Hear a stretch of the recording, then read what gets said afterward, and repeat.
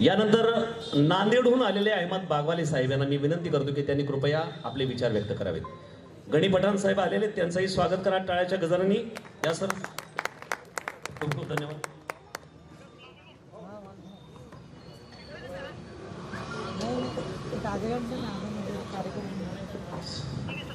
सर्वांना अस्सलाम वालेकुम, आदाब, जय भीम. जसं की आज 17 सप्टेंबर चालक डे हे शासनाने चालक डे म्हणून घोषित केले. याच्यामुळे आज वाहतूक संघटना यांच्या वतीने आज पूर्ण महाराष्ट्रातील चालकांचा सन्मान होत आहे. कारण की आज सन्मान म्हणजे एक 10 रुपयाचं पण सन्मान केलं तर सन्मानच होतो. आज पूर्ण महाराष्ट्रामध्ये बघा रिक्षा चालक किती काम करतात, कोविड मध्ये किती काम केले चालकांनी. कारण की हे चळवळ म्हणजे चालकामुळेच हा कोविडमुळे जेवढे पण चळणवळण होती, आपला जीव, परिवार, फॅमिली हे सगळं डावावर लावून हा चालक इकडून तिकडं उलाढाल करत होते. याच्यामुळे आपला देश मेडिकल असो, भाजीपाला असो, सर्व चळवळीमध्ये चालकाचा खूप मोठा वाटा आहे. जसे की आमचे मित्र रियाज भाई यांचं काम पूर्ण महाराष्ट्रामध्ये आहे. हे दिसायला खूप लहान आहेत, मात्र यांची कामकीर्ती लई मोठी मान आहे. कारण की कार्यक्रम घ्यायला पैसेवाला माणूस असला सुद्धा तरी त्याला कार्यक्रम घेता येत नाही. कारण की आपल्या पाठीमागे आपली पूर्ण टीम, पदाधिकारी हे सगळे लागतात. आज मी नांदेडवरून आलो. सत्कार म्हणजे काय, एक 100 रुपयाची ट्रॉफी आणि 100 रुपयाची पेठा. मला यायला 1000 रुपये लागतात, 2 दिवस जातात. कारण की जे माणूस काम करते त्याच्या पाठीमागे असलं पाहिजे. आणि सन्मान 10 रुपये पण काय असत नाही, सन्मानच असतो. पण आज सोलापूर शहरामध्ये किती रिक्षा चालक आहेत, कोणासाठी काम चालू आहे, कोणासाठी तळमळ करत आहोत, आम्ही संघटनेच्या माध्यमातून करत असतो, हे त्यांना जाणीव नाही. पाठीमागे रियाज भाईने पण केले. माझी एक संघटना आहे टायगर ऑटो रिक्षा संघटनामध्ये मी पूर्ण महाराष्ट्रामध्ये काम करतो. आमचे सहकारी इथं महिपती पवार साहेब आहेत. आमची एक महाराष्ट्र ऑटो रिक्षा कृती समिती आहे, ते इथं पश्चिम महाराष्ट्राचे अध्यक्ष आहे, मी मराठवाड्याचा कार्याध्यक्ष आहे.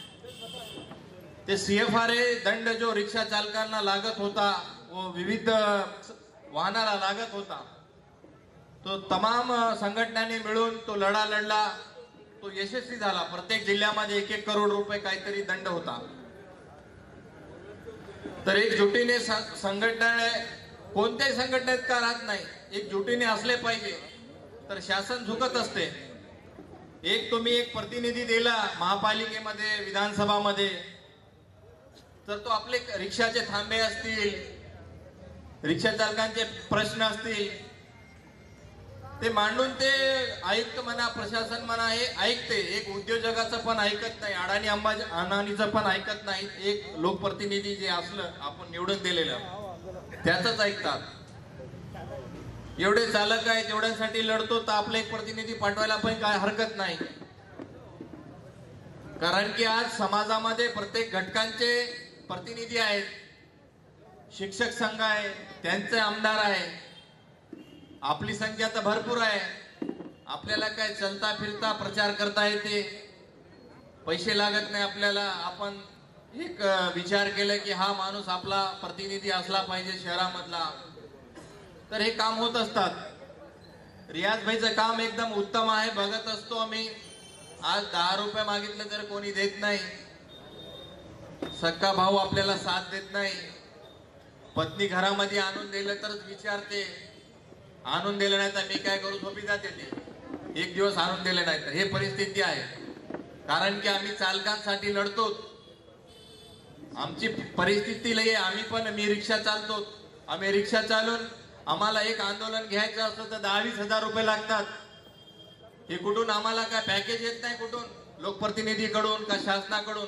असं वाटतं रिक्षा चालकांना रियाज महिना हा कार्यक्रम घेतला की उद्या 1-2 लाख रुपयाचा पॅकेज येते. ओके, कारण की आम्हाला सवय पडलेली आहे.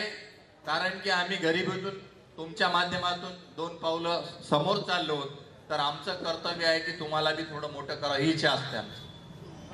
तुम्हाला काही मागत नाही आम्ही. मेंबरशिप व्हायला पण लोक तयार नसतात. काही झाले की रियाज भाई हमार को ऐसा होगा, आम्हाला तसं झालं.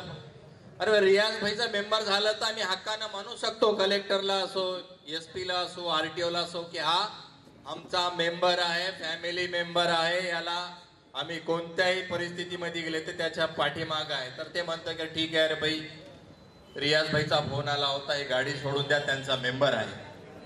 अशी परिस्थिती आहे की जे काम करत असते चांगला माणूस, तुम्ही विचार करा जे आपल्यासाठी कोण काम करते. आज एवढे व्यासपीठावर बसलेले आहेत, पदाधिकारी आहेत. पदाधिकारी गेले काय पगार असते का हो? रिक्षा चालकच आहेत ना बरेच पदाधिकारी. कोणासाठी लढते? त्यांना काय इलेक्शन लढायचं नाही. आज 2-3 एक महिनाभर एक कार्यक्रम घ्यायला 1 महिना लागतो. गरीब परिस्थिती आहे. ते मग आपल्याला काय भेटायले अरे त्या स्टॉपवर 2 घंटे बसतात. इथं 2 घंटे दिले तर किती वाढेल, किती ताकद होईल.